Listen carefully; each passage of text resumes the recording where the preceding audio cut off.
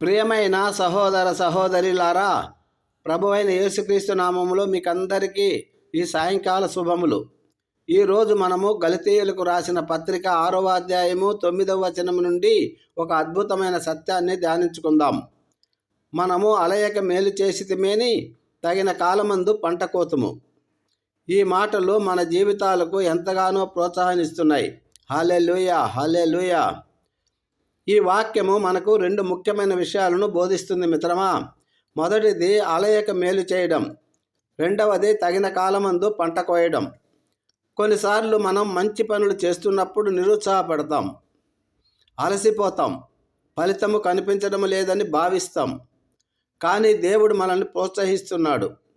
అలసిపోవద్దు, మీరు చేస్తున్న మంచి పనులకు తగిన ప్రతిఫలం ఖచ్చితంగా లభిస్తుంది. నమ్మండి. ఇది దేవుని వాగ్దానం, మనిషి ఇచ్చే వాగ్దానం కాదు. బైబిల్లో దీనికి ఎన్నో ఉదాహరణలు ఉన్నాయి. ఒకటి, యోసేపు తన సహోదరుల చేత ద్వేషించబడి అమ్మబడి చెరసాలలో వేయబడినప్పటికీ యోసేపు తన విశ్వాసాన్ని, మంచి మనసును కోల్పోలేదు. దేవుని యందు నమ్మకముంచి తనకు అప్పగించిన ప్రతి పనిని శ్రద్ధగా చేశాడు. చివరికి తగిన కాలమందు ఐగుప్తు దేశానికి ప్రధానమంత్రి అయ్యాడు. అతని అలయని మంచి పనులకు దేవుడు గొప్ప ఫలితాన్ని ఇచ్చాడు. హల్లెలూయా. దావీదు గొలియాతును ఎదుర్కొన్నప్పుడు అతని వయసు చాలా చిన్నది, బాలుడు. అతని అన్నలు అతన్ని తక్కువ చేసి దూషించారు, మాట్లాడారు. కానీ దావీదు దేవునిపై ఆధారపడి ఇజ్రాయేలు శత్రువును ఓడించాడు. ఆ తర్వాత కూడా సౌలు రాజు చేతులు అనేక కష్టాలు పడ్డాడు. కొండలలో, గుట్టలలో పరిగెత్తాడు, దాక్కున్నాడు. కానీ దేవుని పట్ల నమ్మకంగా ఉండి మేలు చేస్తూనే ఉన్నాడు. తగిన కాలమందు ఇజ్రాయేలు రాజు అయ్యాడు. మన ప్రభు అయిన యేసుక్రీస్తు, మన రక్షకుడైన యేసుక్రీస్తు భూమిపై తన సేవలో ఎన్నో అవమానాలను, శ్రమలను అనుభవించాడు. శిలువ మరణాన్ని కూడా చవిచూశాడు. కానీ ఆయన అలయక మానవాళికి మేలు చేశాడు. తన ప్రాణాన్ని త్యాగం చేశాడు. దాని ఫలితంగా ఆయన తగిన కాలమందు మృతులలో నుండి లేపబడి సమస్త నామముల కన్నా గొప్ప నామాన్ని పొందాడు. హల్లెలూయా, హల్లెలూయా, హల్లెలూయా. ప్రియులారా, ఈ ఉదాహరణల నుండి మనం నేర్చుకోవలసినది ఏమిటి? ఓపిక. మంచి పనులు చేస్తున్నప్పుడు ఫలితాలు వెంటనే రాకపోవచ్చు. ఓపికతో వేచి చూడాలి. రెండవది విశ్వాసం. దేవుడు మన ప్రయాసను చూస్తున్నాడు. ఆయనకు మనకు ఎప్పుడు ఇవ్వాలో ఆయనకు సమయం తెలుసు. ఆయనపై విశ్వాసం ఉంచాలి.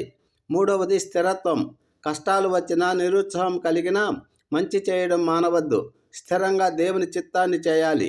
నాలుగవది దేవునిపై ఆధారపడటం.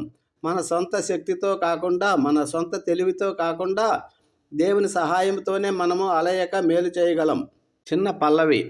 అలయక మేలు చేయుము, తగిన కాలమందు పంటను కోయుము, విశ్వాసముతో ముందుకు సాగుము, ప్రభువు నిన్ను ఆశీర్వదించును.